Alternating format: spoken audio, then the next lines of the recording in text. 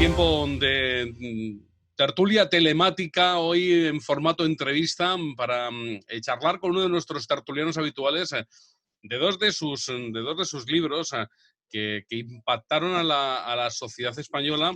Uno hace 15 años ya y otro hace un poquito menos, porque de 2012, y por lo tanto, pero estaríamos hablando de que es de hace ya 8 años cuando publicaron estos dos libros, que repito, ambos fueron noticia de portada incluso en los medios de comunicación informativos a nivel nacional. Uno fue el Confidente, que es un libro sobre la negociación con ETA, que como dice José Ramón Goñi-Tirapu, que es nuestro tertuliano y amigo que hoy está con nosotros para hablar de sus libros, que es la negociación que sí que funcionó con ETA. Y luego tenemos el segundo libro, Mi hijo era de ETA. Hay que recordar que José Ramón además fue gobernador civil de Guipúzcoa desde el 87 hasta el 90, y este libro arranca pues casi a partir del año 91, que es cuando su hijo entra dentro de la banda terrorista ETA, y ETA además que tuvo como objetivo fallido, felizmente, por eso le tenemos hoy aquí con nosotros a José Ramón Goñi-Tirapu. José Ramón, ¿cómo estamos? Muy bien, estamos siempre con la mirada puesta en el presente y tratando de adivinar el futuro tan incierto en estos momentos. Bueno, como digo, tengo aquí...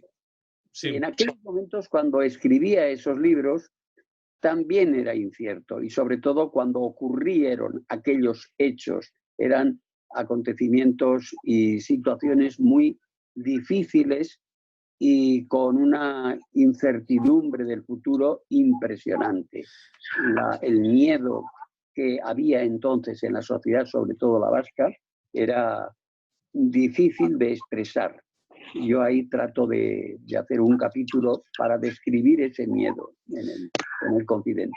Que es que además empiezas precisamente con el primer capítulo, es el miedo. Pero yo me voy a quedar para empezar con la parte de la introducción, porque además te lo comentaba fuera de micrófono, que los hechos de este relato, tú aquí en el libro ponías, que recordemos es del año 2002, se sucedieron hace más de 16 años, hoy haría más ya de esos 30 años que comentábamos que ocurrieron estos acontecimientos, que dices que eran tiempos apasionantes y difíciles en los que la sociedad española sufría un día sí y otro también la lacra del terrorismo etarra. Fíjate que estamos hablando de una época que mucha gente joven, muchas generaciones desconocen cómo vivíamos los españoles en aquella época. En mi caso, más joven, pero en tu caso, además, siendo parte del gobierno de Felipe González como gobernador civil en Guipúzcoa. Sí. Fueron momentos... yo creo que no éramos conscientes, o al menos tan conscientes como hoy podemos ver aquellos acontecimientos, y había mucha pasión también por la política. Estaba recién estrenada la democracia y los políticos entonces éramos de otra casta, pero muy distinta a la que hoy lo son. Éramos capaces de soportar dificultades que hoy no conoce la gente, ¿no? Bueno, fíjate que el Confidente quiere decir que es un relato que tú haces de grabaciones que tienes sobre una persona que se infiltra dentro de la banda terrorista ETA, y es un relato que vas con... Era de ETA. Era de ETA y se convierte en Confidente. Se convierte en Confidente. Es la gran diferencia entre este Confidente y todos los que ha habido antes y después. Este Confidente no aguanta la situación dificilísima que tenía en su casa y decide traicionar a la banda terrorista, que es muy distinto que cuando un guardia civil o un policía se introduce en la banda terrorista simulando que lo es, que es de la cuerda. Entonces la capacidad de engañarles es complicada, y la mayoría han sido descubiertos, han hecho labores importantes, pero este es el único que engañó a la banda terrorista siendo de ellos. ¿Cuándo comienzan estos acontecimientos que tú cuentas en el libro El Confidente? ¿Cuándo arranca esta historia? ¿Y cómo eres tú partícipe de esta historia?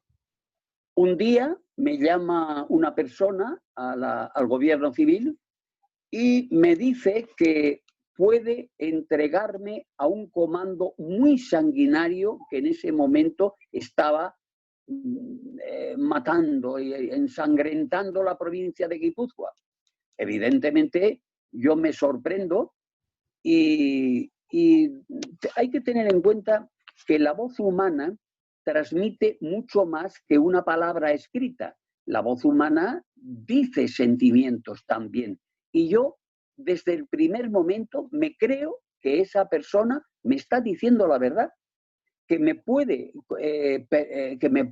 dar datos para detener aquella sangría que se estaba produciendo. Evidentemente, eso era importantísimo para mí. Pero mis reflejos son que yo me doy cuenta que esa persona no podía estar actuando por dinero, para cobrar dinero. No. Poner en riesgo la vida de una persona no se hace por dinero. Y sobre todo en aquellos momentos de tanto miedo.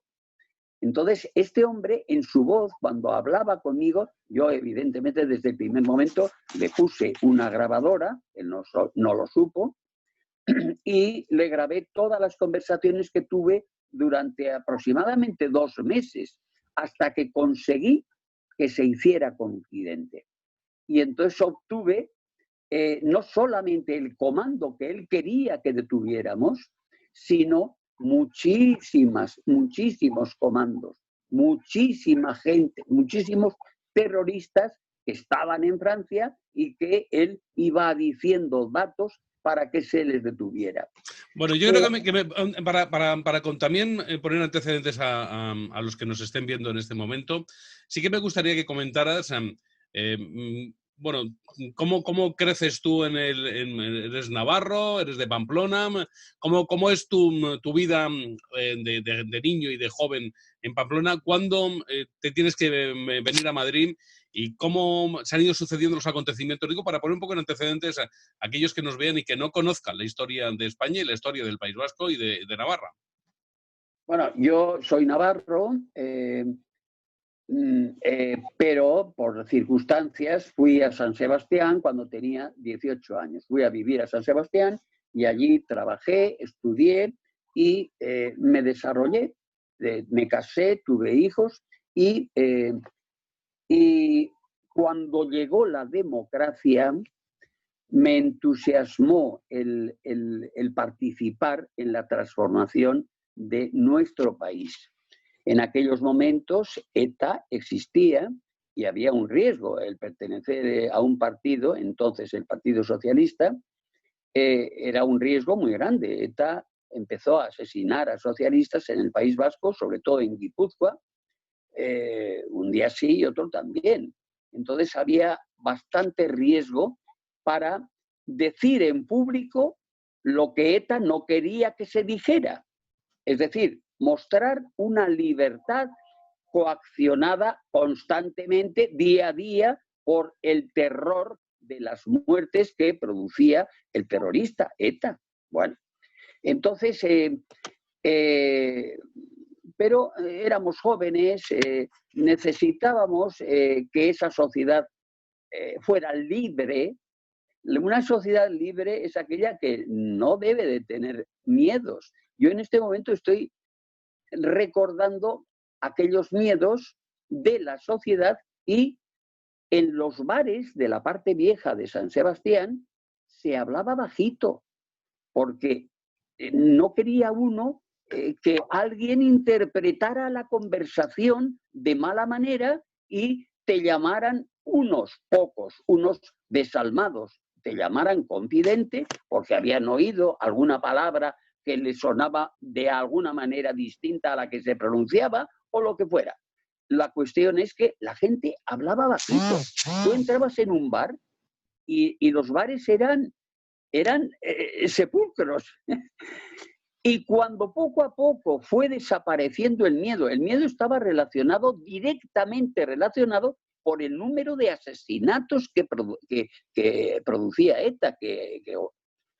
Entonces, cuando poco a poco fue desapareciendo, gracias a las fuerzas de seguridad del Estado, gracias a la Guardia Civil y a la policía, cuando poco a poco esos terroristas fueron entrando en la cárcel, poco a poco el miedo fue siendo menor. Y en los bares se hablaba ya un poquito más alto. Los decibelios de los bares aquellos nos podían dar una medición exacta del miedo que se estaba produciendo cada día. Bueno, como decíamos, ¿con qué socialistas empiezas tú? ¿Qué nombres luego me fueron relevantes y que te acompañaron en aquella juventud de primeros pasos en el Partido Socialista? Bueno, yo entro en el Partido Socialista en los penúltimos, a mediados de los años 70. Empiezo ya a tener algunos contactos y empiezo a participar en política. La verdad es que yo trabajaba y dedicaba algunas horas a la política, pero como la mayoría de la gente, que entonces nos dedicamos durante algunos años a la política. Nosotros trabajábamos, yo tenía una empresa y poco a poco la política me fue absorbiendo, no por dinero. Hoy los sueldos son sustanciosos en la inmensa mayoría de los cargos públicos de una cierta importancia, ¿no? No, entonces no era eso, no era así. Y todos estábamos pensando en hacer algo por los demás, no por nosotros mismos. Esa es la gran diferencia en política. Hacer algo para los demás utilizando la política o hacer algo para sí mismo. La diferencia es impresionante. No se puede comparar una forma u otra de hacer política. Bien, en aquella época, como digo, ¿cuál era mi deseo? Que en el País Vasco hubiera libertad, que no mataran por pensar distinto al nacionalismo radical o al nacionalismo en general, cuidado, ¿eh?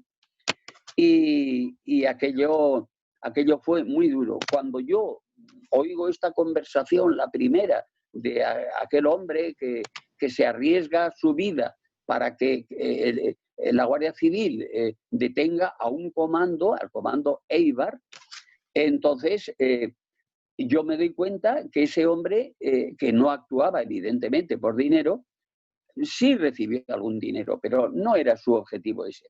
Su objetivo era vengarse de ETA. Los agravios que había recibido de ETA eran de tal magnitud que él no podía aguantarlo, no podía aguantar en su casa esa situación.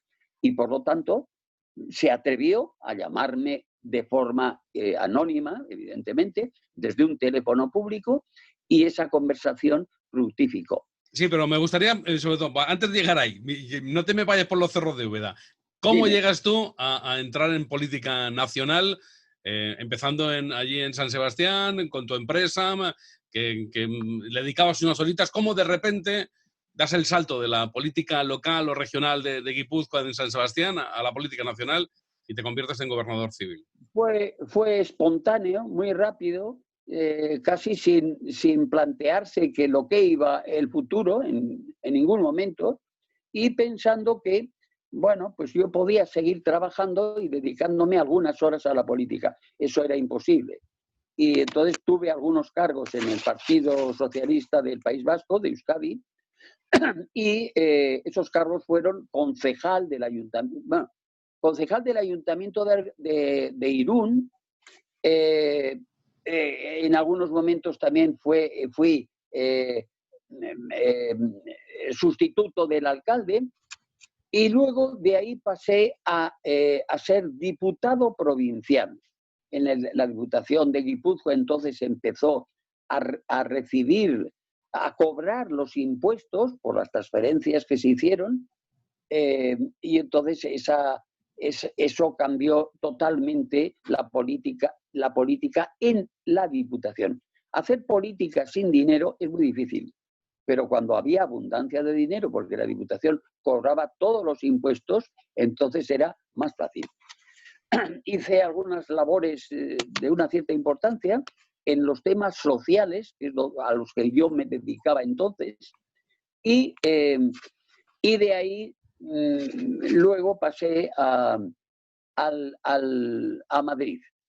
¿Y quién te recluta para ir a Madrid? ¿Quién es el...? No, era una circunstancia, es decir, yo hice algunas cuestiones, por ejemplo, la ayuda domiciliaria la implanté en todos los municipios de Guipúzcoa, pero muchísimo antes de que eso se hiciera a nivel de toda España. Y entonces aquello sorprendió la manera de ser práctico en política y que con poco dinero se podían hacer grandes cosas. La ayuda domiciliaria era una manera de solucionar muchos problemas sociales, domésticos, de minusvalías, de personas mayores, con pues poco dinero. Es decir, no había que inventar grandes cosas. La persona que tiene una necesidad busca a otra persona, le paga una cantidad y le ayuda en sus minusvalías, en lo que él no puede llegar. Bueno, vine a Madrid a la Dirección General del Inserso y, entre otras cosas, hice las vacaciones, se me ocurrió llevar a cabo el proyecto de las vacaciones de la tercera edad. Era complicado hacer entender a la gente que eso tenía un rédito social muy importante y que no costaba prácticamente dinero al Estado. Era muy interesante aquel proyecto económico que tenía una rentabilidad social altísima. Empezamos con 300.000 plazas de residencia, los inviernos, los hoteles estaban cerrados y las vacaciones de la tercera edad suponía abrir muchos hoteles en España durante los inviernos y el coste era muy pequeño y además las personas mayores participaban económicamente en ese proyecto, ¿no? Pagaban algo por eso. Y de 300.000 el año pasado se llegó a 1,5 millones de personas. Todo el mundo... O sea, que podemos decir, José Ramón, que tú eres el inventor de las vacaciones del Inserso. Bueno, el que se me ocurrió, yo no sé si pues inventor, para el que se le ocurre es el que lo inventa, ¿no? Bueno, la cuestión es que de ahí ETA mata a un amigo mío, era Enrique Casas, y yo digo, ¿qué estoy haciendo yo en Madrid? Entonces, estaba Leguina, le llamé, le dije, oye, bueno, en realidad fue muy breve la cosa, me voy a Guipúzcoa. Y dejé mi silloncito en Madrid y me fui al duro trabajo del día a día del socialismo allí, en Guipúzcoa. Eso me hizo luego participar en algunas cuestiones y terminé siendo gobernador elegido, pues también por casualidad. Perdóname, el gobernador civil dependía del Ministerio del Interior, ¿o de quién dependía? Del Interior. Primero, yo tuve al ministro, el segundo fue Corcuera y el primero fue Barrio Nuevo. No me salía ahora. Y entonces esa etapa fue muy dura, muy dura. Fueron 3 años durísimos y cuando terminé esa etapa decidí ya dejar la política y dedicarme otra vez a la empresa. Una pregunta. ¿Felipe González habló contigo en varias ocasiones? No, Felipe González, yo normalmente hablaba con el ministro, no con Felipe González, pero sí, en un par de ocasiones sí hablé con él. ¿Y Felipe González cómo afrontaba aquella situación tan dura del terrorismo? Digo a nivel personal, a nivel humano. Bueno, era muy difícil, ¿eh? Yo creo que todos los que participamos desde todos los ministerios, no solamente el Ministerio de Interior, era muy duro, ¿eh? Muy duro el que mataran a gente de esa manera tan descarnada, tan inhumana. No se podía entender aquello, cómo era... bueno, existieron los GAL, evidentemente, En mi época ya habían terminado. Cuando yo llegué, el año anterior a yo llegar al gobierno civil de Guipúzcoa, habían desaparecido los GAL. Y aquella fue una historia, la de los GAL, que hizo muchísimo daño a la lucha antiterrorista. Contaminó la idea que tenía la gente de un trabajo serio, policial, muy importante de las fuerzas de seguridad, lo contaminó de tal manera que ya todo parecía que se podría hacer de manera extraña, rara, de que había que, en vez de investigar, había que dar palizas a los terroristas para que dijeran nombres de otros terroristas, lo cual, al menos en mi época, cuando yo fui gobernador, no hubo ni una sola sentencia diciendo que había habido torturas. Ni una sola. Es decir, yo me cuidé muy bien de que aquello no ocurriera. Sin embargo, la sociedad estaba ya contaminada por la idea y evidentemente muy interesados los propios terroristas de difundir que todo eran torturas. Perdóname, una acotación. Sabes que estos días, además, en el Congreso de los Diputados se ha intentado reabrir ese caso con el apoyo de Podemos, de algunos partidos más también, y ha tenido que salir el Partido Popular a defender al Partido Socialista para no sentar en el banquillo, incluso en el banquillo de una investigación por parte del Congreso de los Diputados, al propio Felipe González. Mira, si todos los que creen que saben la verdad hubieran sido testigos directos, podríamos hablar de otra manera. Pero inventarse verdades inexistentes no es bueno. No es bueno para la sociedad. Yo no creo que ninguno de los que dicen eso se basen en sentencias judiciales contra Felipe González o contra otras personas. Las sentencias judiciales son las que son. Bueno, y además hubo un juicio donde un ministro y un secretario de Estado acabaron en la cárcel, como fue Barrio Nuevo y Vera, ¿no? Eso es cierto. El GAL existió. Yo no lo niego en ninguna ocasión que he tenido de hablar de ello. Pero si los tribunales, que es la verdad más cercana a lo que ocurrió, no necesariamente esa verdad es exacta. Y mucha gente sabe que los tribunales también algunas veces se equivocan. Bien, pero de todas las verdades que puedan circular o mentiras que aparecen ser verdades, de todas, la verdad judicial es la más cercana a los hechos. ¿Y ahora qué? ¿Hay que inventar otra verdad distinta en el Parlamento por un interés político inmediato, con hechos que ocurrieron hace 30 y 40 años? Me parece de una bajeza terrible. Si alguien tiene pruebas, que vaya y reabra en el juzgado lo que él sepa. Pero me parece que no es eso lo que se quiere. Lo que se quiere es aparentar como verdad mentiras. Volviendo al Confidente, y ahora sí que ya hemos llegado cronológicamente a tu etapa ya como gobernador civil. Tú entras, como decíamos, en el año 87. ¿La historia del Confidente cuándo arranca? ¿En qué año arranca? Pues mira, arranca en 1988. 1988, creo recordar, porque estoy haciendo ahora cálculos.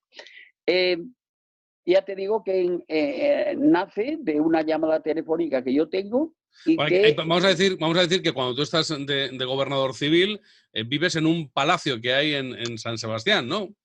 Bueno, un palacio, un palacete. Bueno, vivo en un sitio sin vivir. Cuéntamelo. Aquello era 24 horas al día pendiente del teléfono. Nunca se sabía cuándo iba a sonar. Y sonaba pocas veces con buenas noticias. La inmensa mayoría era con muy malas noticias.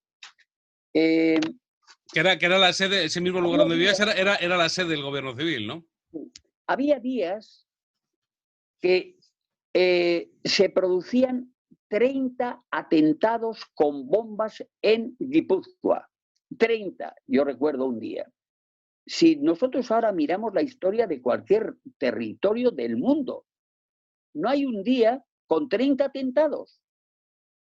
Y aquella situación es la que yo trato de describir en ese libro. Era testigo directo. Había días de no solo no poder dormir, no, de no poder dejar de llorar, porque aquello era lo peor que puede ocurrir en una sociedad que trataba de dejar el franquismo, trataba de dejar la falta de libertad para convertirse en un país democrático con libertad para pensar. Y aquello era muy difícil en el País Vasco, sobre todo. No niego que en Madrid también hubo atentados, en Barcelona, en Sevilla, en muchos sitios de España. La sangre corrió por toda España. Pero en Guipúzcoa, 100 guardias civiles fueron asesinados por ETA. 100.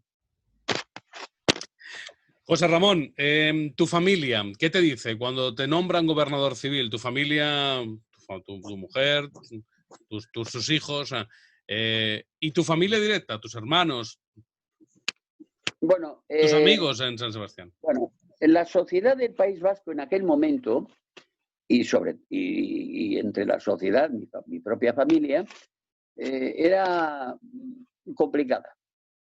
Estaba dividida. ¿Por qué? Porque mucha gente pensaba que perteneciendo a un partido nacionalista tenía una especie de salvoconducto para no tener miedo, para que no corriera riesgo su vida. Y aquello impactó en esa sociedad. No digo que todos los nacionalistas pensaran así, digo que algunos, lo cual hacía que en las familias hubiera divergencias políticas. Generalmente, entonces, y aún hoy en día, no se habla de política en las familias en general, ¿eh? Habrá algunos que sí, porque las divergencias enseguida surgen y entonces manchan el día a día de una familia, ¿no? En mi caso, yo tuve hermanos en ETA y cuando yo termino de ser gobernador, me entero que un hijo mío había pertenecido a ETA. Ese fue seguramente el día más doloroso de mi vida. Esperé un tiempo, esperé bastante tiempo y traté de, no sé, de llegar a una paz interior mía. Era muy complicado ser padre donde no puedes renunciar a serlo. Ningún padre puede dejar abandonado a un hijo por sea lo que haya hecho. Y por otra parte, la aversión que yo he tenido siempre a la violencia, al asesinato, a la extorsión, a todo aquello, entonces era incompatible. Yo estaba en un constante sin vivir.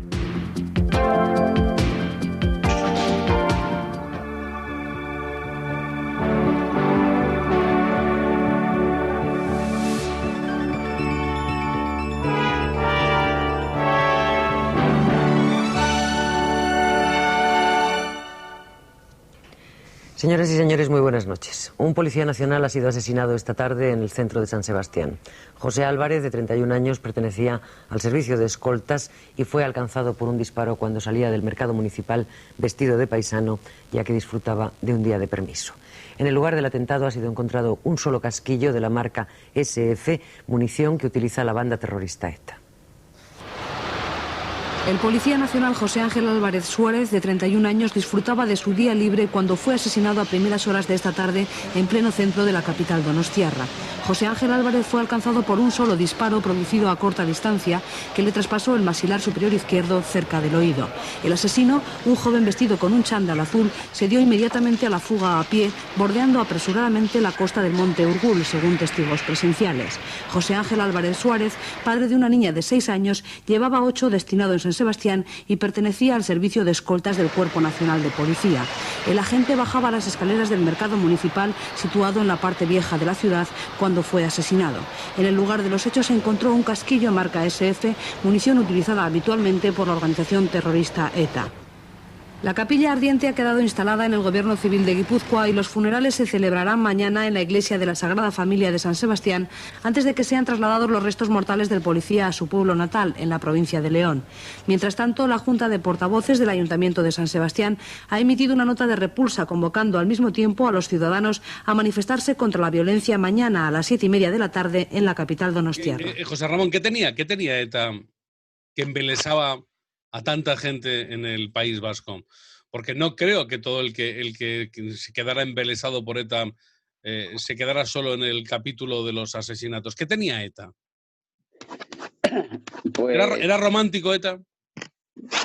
no, yo creo que no. Para algunas personas lo podría ser, pero yo no creo que fuera nada romántico el tratar de convencer a la gente asesinándola si no creían, si no pensaban como tú. Eso no tiene nada de romanticismo.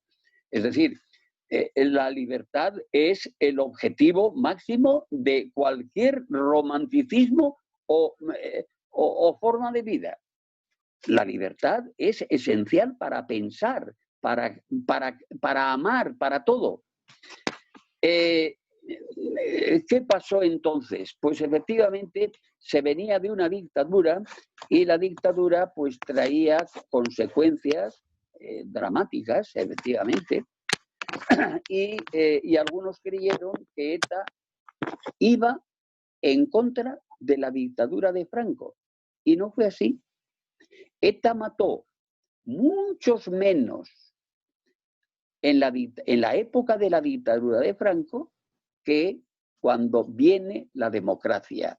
ETA no mataba porque Franco existiera. Ese podía haber sido un argumento para convencer a algunos que estaban en contra de la dictadura de Franco. Pero ese no fue el razonamiento. ETA mataba en contra de los españoles, en contra de España. ETA mataba para aterrorizar al País Vasco para que se diera el cambio que ellos querían de una independencia para el País Vasco. Esa fue la situación. Bueno, entonces, como decíamos, nos centramos ya en ese momento del año 87, año 88. Llevas un año ya al frente del Gobierno Civil, con esa presión que estás comentando que teníais diaria, porque tú y tu equipo, todo tu equipo estaríais... sobre todo las fuerzas de seguridad claro, del Estado, es decir, la Guardia Civil y la policía. Aquello era terrible. Yo he visto a un desactivador de explosivos, le explotó la bomba cuando la estaba desactivando y lo he visto aquello dramáticamente en cachitos, desperdigados por la calle. Era inhumano. No, mira, yo un día sabía que iban a... lo intentaron varias veces, no fue solo un día. Intentaron varias veces asesinarme. Pero yo no es que no tuviera miedo, no. Yo sabía que no podían hacerlo porque, sobre todo, ETA en aquellos momentos y durante toda su existencia, ha tenido muchísima precaución cuando hacía un asesinato.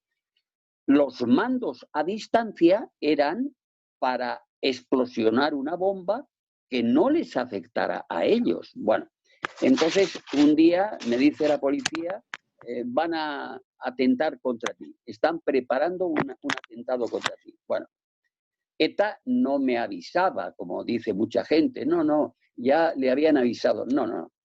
En este caso trataban de asesinarme y avisarme era ponerme en precaución, no, me avisó la policía de alguna conversación que había escuchado de que iban a intentar asesinarme. En ese momento yo decido que mi mujer se vaya a vivir fuera del gobierno civil y mi hijo, entonces,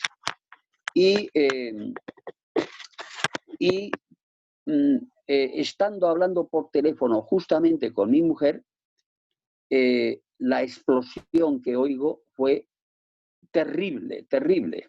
Retumbó todo mi despacho. Bueno, le dije a mi mujer, bueno, no ha pasado nada y ya te llamaré en cuanto me entere de alguna noticia más. Enseguida fui a hablar con el comisario, bueno, desde el mismo despacho, y me dijo, el atentado ha sido muy cerca del gobierno civil. Estaban manipulando una bomba en un coche, 2 terroristas, para intentar asesinar a alguien que pasara por allí. Y supuestamente yo creí que era yo. Ese era el convencimiento que tenía en ese momento, porque me lo había dicho a la policía que estaban intentándolo. Fui al lugar de los hechos y había los 2 terroristas estaban carbonizados. Los bomberos los habían apagado el fuego, estaban cocidos además. Era tal fuerte la escena que yo no pude dejar de llorar, sabiendo que aquellos podían haber sido mis asesinos, mis verdugos. No podía. Era tan fuerte aquellas escenas que me impresionó de tal manera que me pareció que la locura de aquellos 2 muchachos era muy superior a cualquier forma de entender la vida. Por supuesto, se acercaron los periodistas y seguramente habrá algunas escenas grabadas llorando, no podía hacer otra cosa. Una historia que marca toda una vida y que obviamente te ha seguido a lo largo de los años, ¿no? Y como decíamos, una parte, una vía de escape fue escribir estos 2 libros, tanto el del Confidente como Mi hijo era de ETA, como algo incluso puramente terapéutico, ¿no? Sí, es terapéutico, sí. Efectivamente, hay que reconocer que escribir lo que ocurrió, escribir historias, sobre todo cuando tú has sido testigo de esa historia, es volver otra vez a entrar en aquella situación y por lo tanto volver otra vez a sufrir. Yo sufrí mucho escribiendo los 2 libros. Y se nota, al leerlos se nota que está empañado de sentimiento y de dolor y todo eso. Pero es cierto también que una vez sufrido otra vez aquella situación, parece como que hay una terapia y te vas olvidando poco a poco. Ya lo has expresado, ya has vomitado aquello que tanto dolor te causó en aquellos momentos, ¿no? Bueno, además recuerdas, y eso me lo has contado a mí muchas veces, cómo que había que hacer entierros por las noches para evitar, y con los pueblos totalmente tomados por la Guardia Civil para evitar que hubiera disturbios, ¿no? Terrible, terrible. No, yo volver otra vez a recordar aquello, yo no lo recomiendo a nadie. No me lo recomendaría otra vez a mí mismo. Sí, pero que hoy sería impensable. Quiero decir que fíjate que con la vista, hablamos de 30 años atrás en el tiempo, que no es mucho tiempo, pero hay mucha gente joven que hoy en día ni siquiera se lo plantea de que eso pudiera ocurrir en su pueblo, en España, en el País Vasco. Sí, hay mucha anécdota, y yo creo que la historia, tanto en los 2 libros, ¿no? La historia que yo relato está llena de pequeños detalles que hacen ver, reproducen lo que ocurrió de una manera muy realista. Una crónica periodística después de un atentado tiene un sesgo político importante y yo también, evidentemente, en los libros también se nota mi ideología política, pero no es lo mismo escribir de memoria de lo que alguien te ha contado que escribir lo que tú has vivido. No tiene nada que ver. Como decíamos, llega el confidente a tu vida, un día de repente recibes esa llamada y por el tono de voz, nos decías antes, que es lo que te hace creer en la verosimilitud de aquello que te están contando. Toda su vida estuvo vengándose de ETA y haciendo que ETA desapareciera. Este hombre actuó por venganza. Y no quiero desentrañar aquellos sentimientos de este hombre que yo los palpé, los viví, claro, estuve con él. Entonces, pero lo que sí puedo decir, que antes del confidente, no olvidemos que el confidente es un mero instrumento. Fue muy complicado. Yo creo que a ningún gobernador le enseñan qué tiene que hacer si te llama un terrorista y cómo tienes que actuar, o te ponen el psicólogo. Aquello fue una improvisación por mi parte, pero la verdad es que aquellas cintas las conservo y alguna vez las he vuelto a oír, cuando escribí el libro, por supuesto, porque son un reflejo de aquellas conversaciones. Es una puta chorrada, coño, hombre. No es chorrada, es por mi seguridad. Porque he buscado un sitio, ese sitio no anda nadie. Entonces usted lo va a dejar, yo lo voy a recoger. Y por supuesto, mire, para... No, nos vamos a ver, oye, nos vamos a ver en un hotel. Bueno, ya nos veremos. Nos vamos a ver en un hotel, joder, y te lo doy yo, y hablamos tranquilamente. ¿Me oyes? ¿Me oyes? No, ya hablaremos, pero no estoy conforme así. No estoy ¿Por qué no estás conforme? Yo no puedo desplazarme, jolín, que yo no puedo. Usted lo ve muy fácil, Pero, yo no puedo. ¿Pero por qué no puedes desplazarte? ¿Tú no te desplazas nunca? ¿Cuando vas con ellos no te desplazas? Sí. ¿No te jode? Sí, cuando voy con ellos me desplazo. ¿Entonces? Pero entonces lo sabe mi mujer. Ya. ¿Tu mujer es del rollo? ¿Tu mujer, bueno, del rollo no, pero vamos, políticamente también? Sí. Sí. Bueno, le voy a decir que a mí no me llamaron para este rollo, ni mucho menos. La avisaron a ella. ¿Ah, sí, Sí. La hostia. ¿Y tú crees que vas a poder salir de esa manera? Pienso que sí. ¿Sí? Sí. ¿Pero yendo a la cárcel o qué? Claro, sí. ¿La única salida que tienes es esa? Sí, porque si no iba a cantar un montón. Yo, la idea que tenía de ti era lo siguiente, es decir, que tú estuvieras...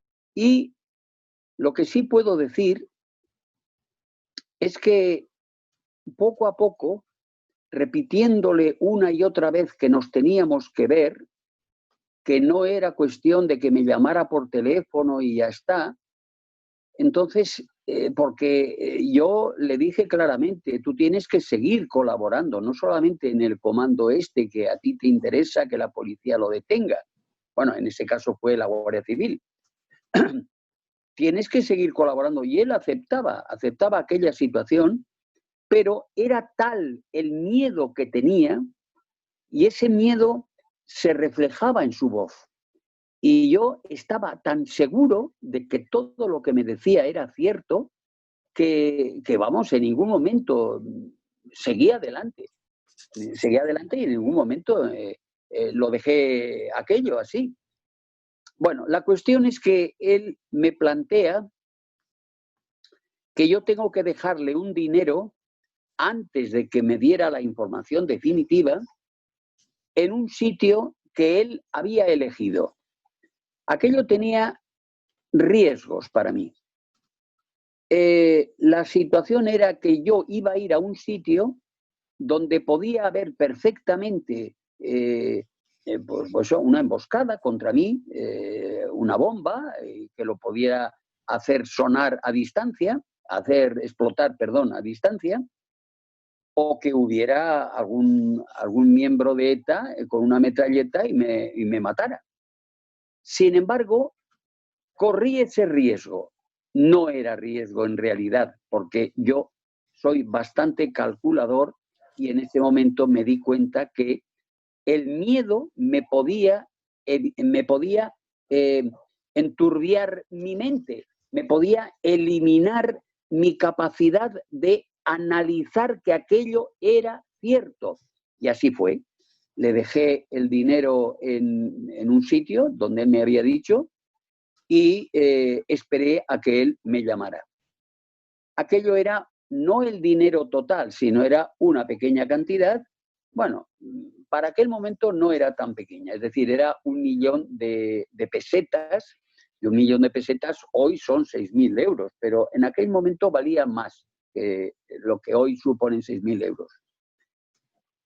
No tuve ningún apoyo del Ministerio del Interior para dejar ese dinero, tuve que dejarlo de mi bolsillo, luego lo recuperé, es cierto, pero no apostaban en el Ministerio del Interior por aquello. Cuando hablo del Ministerio del Interior, personas concretas, no el Ministerio del Interior no es una casa, no, son personas concretas, ¿no?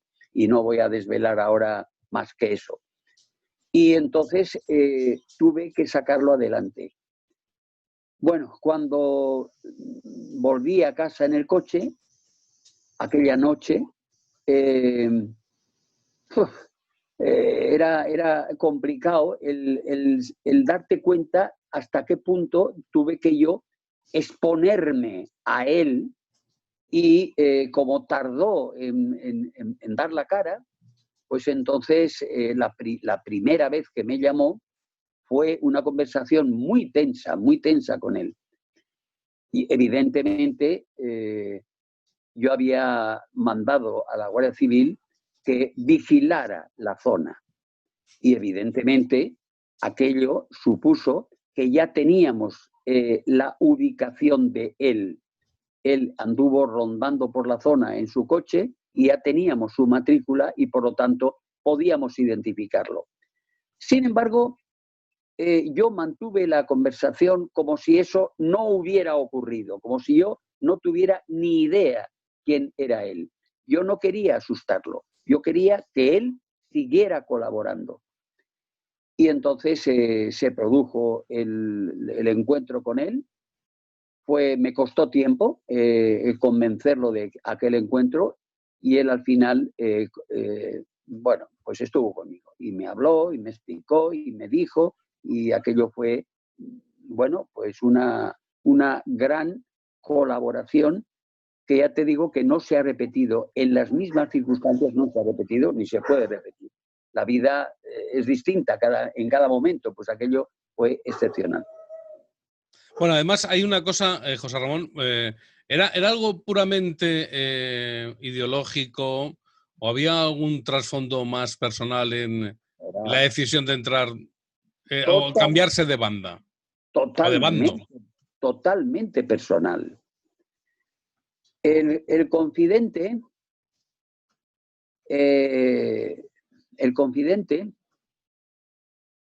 estaba humillado por el comando que vivía en su casa. Y cuando digo humillado, su mujer se acostaba con ellos. Pero la humillación llegó a tal extremo de esos tres matarices que se creían los dueños de todo, de aquella casa incluida, que él, con paciencia y con mucha inteligencia, fue poco a poco sacando esa venganza suya, caída tras caída que producía él. Él era consciente que tenía a su alcance a las fuerzas de seguridad, a la Guardia Civil en pleno, y que eran de alguna manera obedientes. Fíjate la reflexión que yo hago. La Guardia Civil era obediente a lo que él quería que hicieran, que era destruir a ETA, es decir, ayudarles a su propia venganza. Y eso se va repitiendo año tras año, comando tras comando y cúpula tras cúpula. Es decir, que este hombre dio la desarticulación, por ciertas circunstancias, de 3 cúpulas de ETA seguidas y centenares de terroristas durante todo el tiempo que duró su vida. Hasta la semana anterior o 15 días antes, estuvo colaborando con la Guardia Civil. Cuando dices hay que recordar ese pequeño detalle, cuando hablas 10, 15 días, es que fallece y nunca se descubre al confidente, por decirlo de alguna manera, ¿no? Él fallece de cáncer, como digo, en Bayona y se organiza, evidentemente, ETA había intentado por todos los medios descubrir quién era el traidor. Nunca se les pasó por la mente que este hombre fuera. Y por lo tanto, pues nunca se imaginaron eso.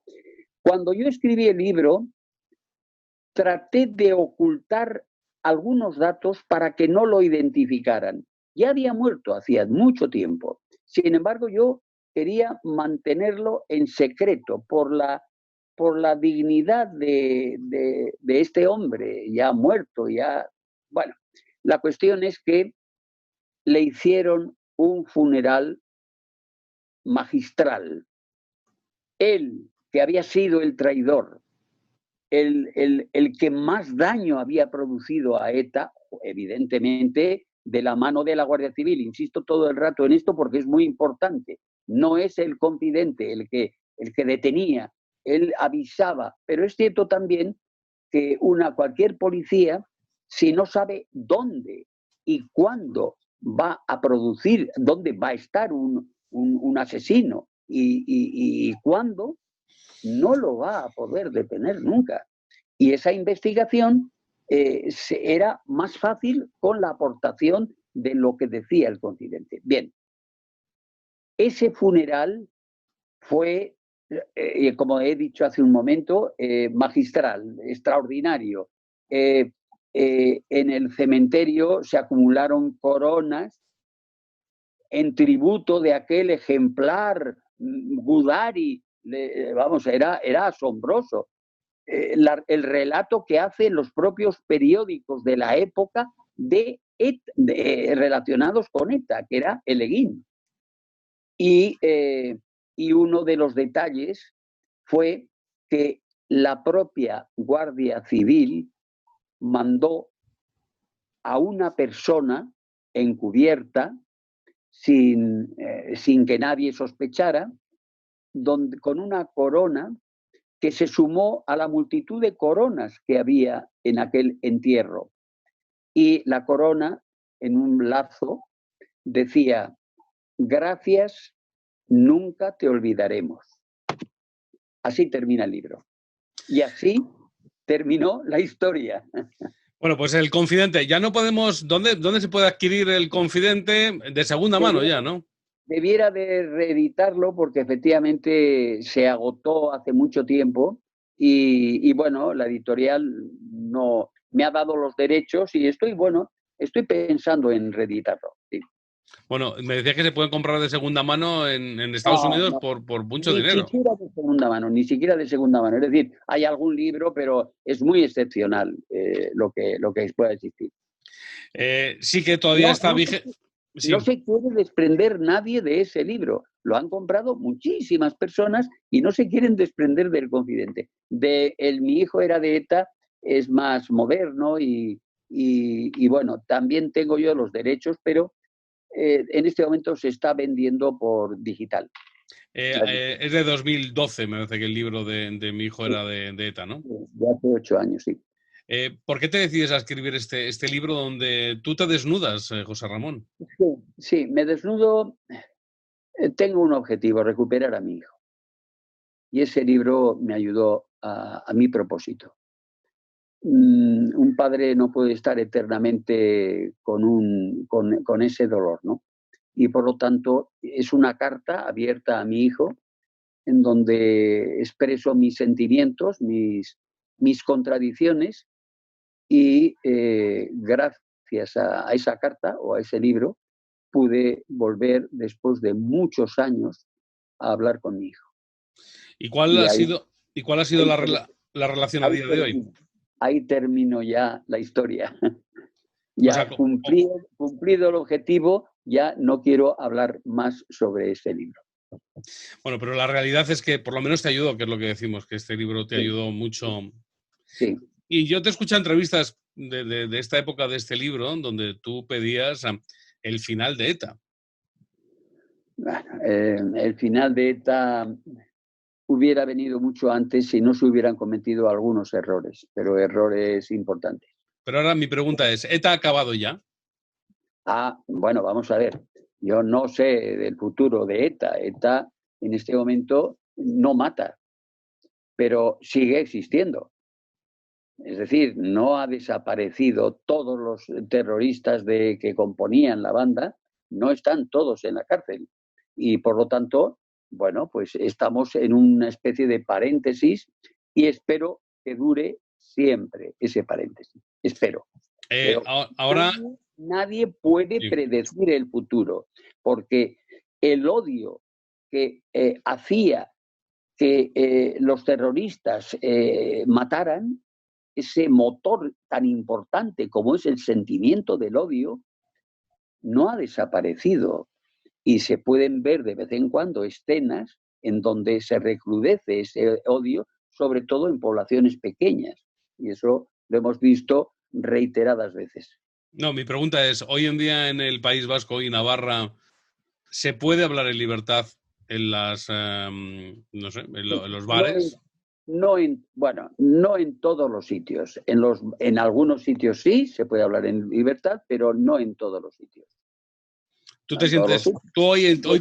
Sí. En pueblecitos pequeños donde el porcentaje de voto de Bildu es muy grande, pues entonces en ese pueblo es más difícil, claro. Y cuando decían que los pueblos se conocen todos, ¿se conocían todos?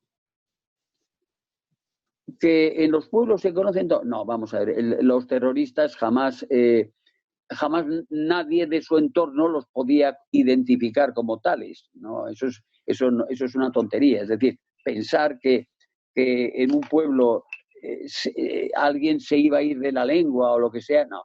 ETA ha tenido siempre unos sistemas muy rígidos para evitar sus detenciones, muy rígidos.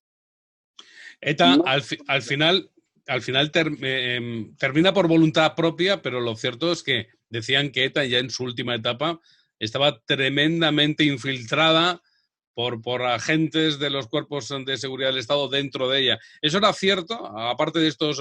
¿Y hubo muchos más confidentes como el tu caso? Que tú tengas conocimiento. Ya he dicho antes que cada confidente era distinto, ¿eh? Y este es excepcionalmente eficaz, pero yo no sé lo que hacía o sabía la policía cuando yo ya dejé de ser gobernador. Ya eso ya pertenece a otra historia, a otra parte de la historia que yo desconozco. Puedo imaginar, pero no me gusta hablar de lo que no sé. José Ramón Goñi Tirabo, que siempre es un placer charlar contigo. Es que uno aprende constantemente y se ilustra de acontecimientos históricos vividos de primera mano y contados de primera mano, que eso es lo más importante. Bueno, eres mi amigo y me he abierto hoy ampliamente. Más de lo que te abres en algunas entrevistas, que cuesta abrirse. Es cierto. José Ramón, un placer, como te digo, que sabes que te llevo en el corazón y que yo creo que ese afecto es mutuo y que se demuestra en una entrevista de estas características. Gracias. Bueno, gracias a ti.